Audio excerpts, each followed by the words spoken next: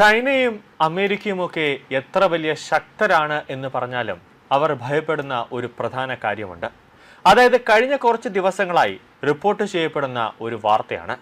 ഇരു രാജ്യങ്ങളിലെയും ഏറ്റവും മിടുക്കരായ പ്രതിരോധ ശാസ്ത്രജ്ഞർ അസ്വാഭാവികമായ സാഹചര്യങ്ങളിൽ മരണപ്പെടുകയോ അല്ലെങ്കിൽ ഒരു അടയാളമോ അവശേഷിക്കാതെ അപ്രതീക്ഷിതമാവുകയോ ചെയ്യപ്പെടുന്നുണ്ട്. 2026 തുടക്കം മുതൽ ഇതുവരെ ആണവ സാങ്കേതിക വിദ്യ, ഹൈപ്പർസോണിക് ആയുധങ്ങൾ, ആർട്ടിഫിഷ്യൽ ഇന്റലിജൻസ്, ബഹിരാകാശ സുരക്ഷ തുടങ്ങിയ അതീവ സുരക്ഷാ പ്രാധാന്യമുള്ള മേഖലകളിൽ പ്രവർത്തിച്ചിരുന്ന 20-ലധികം ശാസ്ത്രജ്ഞരാണ് ഇത്തരത്തിൽ മരിക്കുകയോ അല്ലെങ്കിൽ കാണാതാവുകയോ ചെയ്തത്. ഔദ്യോഗിക വിശദീകരണങ്ങൾ പലപ്പോഴും അപകടങ്ങൾ അല്ലെങ്കിൽ സ്വാഭാവിക മരണം എന്നാണെങ്കിലും ഈ സംഭവങ്ങളിലെ സമാനതകൾ വിദേശ ചാര സംഘടനകളുടെ അട്ടിമറി സാധ്യതയിലേക്കാണ് വിരൽ ചൂണ്ടുന്നത്.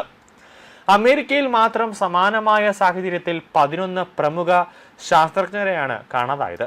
തങ്ങളുടെ ഫോണും വാലറ്റും കണ്ണടയും അതെല്ലാം വീട്ടിൽ ഉപേക്ഷിച്ച് പുറത്തു പോകുന്ന ഇവർ പിന്നീട് മടങ്ങി വരില്ല. അത് ഒരിക്കലും മടങ്ങി വരില്ല എന്നതാണ് അന്വേഷണ ഏജൻസികളെ കുഴപ്പിക്കുന്നത്. ഫോണെങ്കിലും കൊണ്ടുപോയാൽ ഇവരെ ട്രാക്കെങ്കിലും ചെയ്യാമായിരുന്നു, അതും ഇല്ല. US എയർഫോഴ്സ് റിസർച്ച് ലബോറട്ടറിയുടെ മുൻ മേധാവിയായ മേജർ ജനറൽ വില്യം നീൽ മക്കാലോഡ്സ് ഇത്തരത്തിൽ അപ്രതീക്ഷിതമായ പ്രമുഖരിൽ ഒരാളാണ്.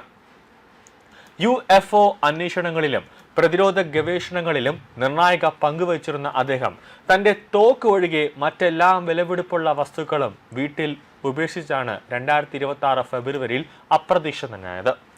നാസയിലെ എയ്റോസ്പേസ് എഞ്ചിനീയറായ മോണിക്ക റസയുടെ കാണാതാകലും സമാനമായ ഒരു ദുരൂഹതകളാണ് നിറയുന്നത്. കാലിഫോർണിയയിൽ സുഹൃത്തുക്കളോടൊപ്പം ട്രക്കിങ്ങിന് പോയ അവർ കൂട്ടുകാരിൽ നിന്ന് ഏതാനും അടി മാത്രം പിന്നിലായിരിക്കെ ഒരു നിമിഷം കൊണ്ടാണ് അപ്രതീക്ഷിതമായത്. വലിയ തിരച്ചിലുകൾ നടത്തിയിട്ടും അവരെക്കുറിച്ച് ഒരു സൂചനയും ലഭിച്ചിട്ടില്ല. അതുപോലെ തന്നെ നാസയുടെ ന്യൂക്ലിയർ പ്രൊപ്പൽഷൻ പ്രൊജക്ടിൽ പ്രവർത്തിച്ചിരുന്ന ജോഷ്വ ലെബഖ എന്ന 29-കാരന്റെ മരണം കാർ സ്ഫോടനത്തിലൂടെയായിരുന്നു. സ്ഫോടനത്തിന് മുമ്പ് അദ്ദേഹം ഫോണും പണവും വീട്ടിൽ ഉപേക്ഷിച്ചിരുന്നു എന്നതാണ് അട്ടിമറി സാധ്യത വർദ്ധിപ്പിക്കുന്നത്. ഇനി ചൈനയിലേക്ക് വന്നാലോ, അവിടുത്തെ സ്ഥിതി ഒട്ടും മോശമല്ല.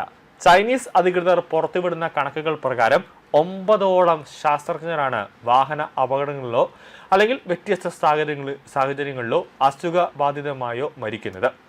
എന്നാൽ ചൈനയുടെ വിഖ്യാത AI ശാസ്ത്രജ്ഞൻ പ്രൊഫസർ ഫെങ് യാങ്ഹെ വാഹന അപകടത്തിൽ മരിച്ചപ്പോൾ അധികൃതർ ഉപയോഗിച്ച സർക്കാർ ഡ്യൂട്ടിക്കിടയിലുള്ള രക്തസാക്ഷിത്വം എന്ന പ്രയോഗം അന്താരാഷ്ട്ര തലത്തിൽ ഒരു സംശയം ഉണർത്തുന്നുണ്ട്.